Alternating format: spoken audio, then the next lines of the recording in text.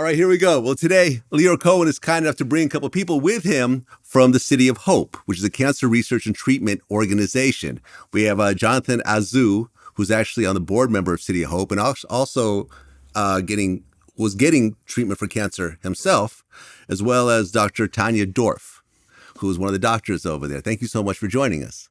So tell me what City of Hope is exactly. City of Hope is an NCI-designated comprehensive cancer center. So we're an organization that focuses on cancer specifically, and we do a lot of clinical trials and translational research. So taking innovations from basic scientists and putting them into patients. Okay, and Lyor, how'd you get involved in all this? So it's really funny because this is the event that the music industry has. And they've been having this event for 50 years. And this year they're celebrating the 50 years of this part of the hospital. And it's one of the, it's funny because for many, many years I wasn't invited, nor did I know about this event.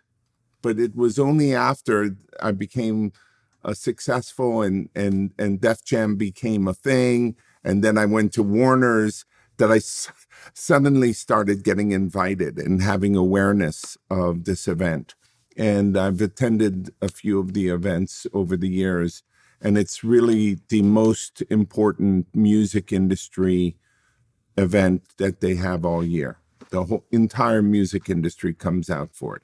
Now, Jonathan, you're a board member, but you actually had cancer yourself, and you're in remission right now? I did, yeah. Actually, I'm a 3-month prostate cancer survivor. Wow. Almost 3 months to the date that I had my surgery done at City of Hope. And as Lyor was saying, I've been affiliated with City of Hope as a music industry executive for decades through various fundraisers that they do, including Spirit of Life that Lyor is going to be honored at this October. But my world took a twist and a turn about 1.5 years ago when I was diagnosed with early stage prostate cancer. And then I began my own personal journey with City of Hope there with me. Okay. And cancer is a very scary thing. I've always been scared of it myself. In fact, one of my doctors actually gave me like a early screening recently that's it checks for like 100 different types of cancers, like early on a kind of molecular level from what I was told. And luckily I came back clean. But I feel like these tests aren't really very commonplace. Not a lot of people know about them. Do you know what I'm talking about?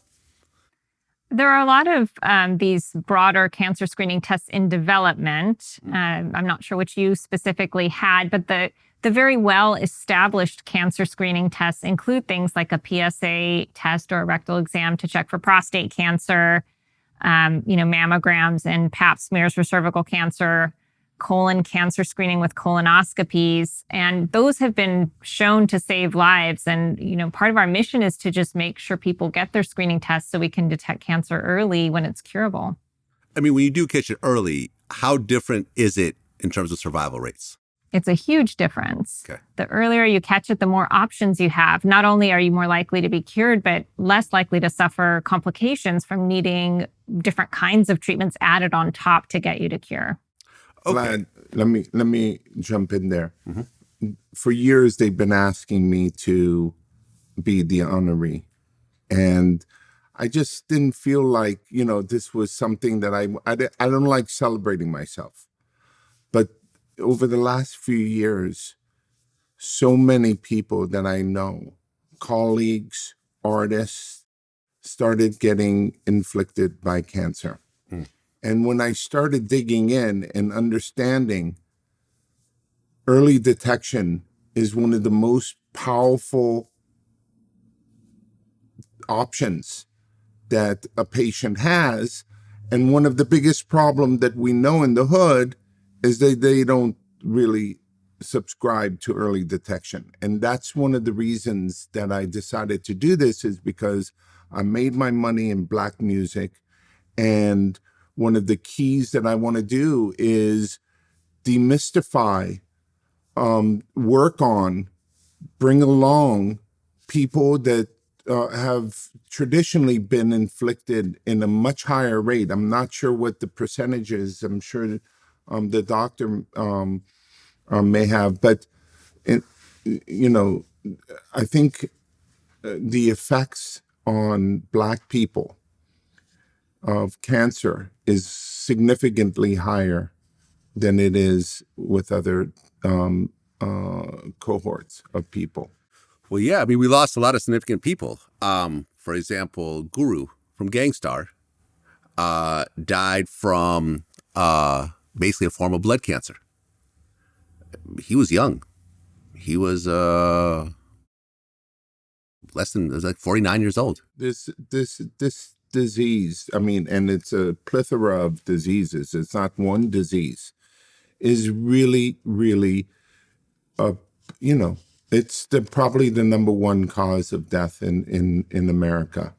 And so if we could help demystify early detection, if we could get into the hood, if we could talk to people and continue the drumbeat of why early detection is a great thing, I think we'll save lives and help a lot of people. Well, yeah, I'm going down the list. Big Bang Hank from the Sugar Hill Gang, he died from cancer at 58.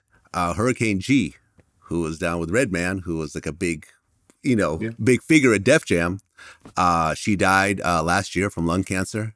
I had skin cancer myself, maybe about 10 years ago.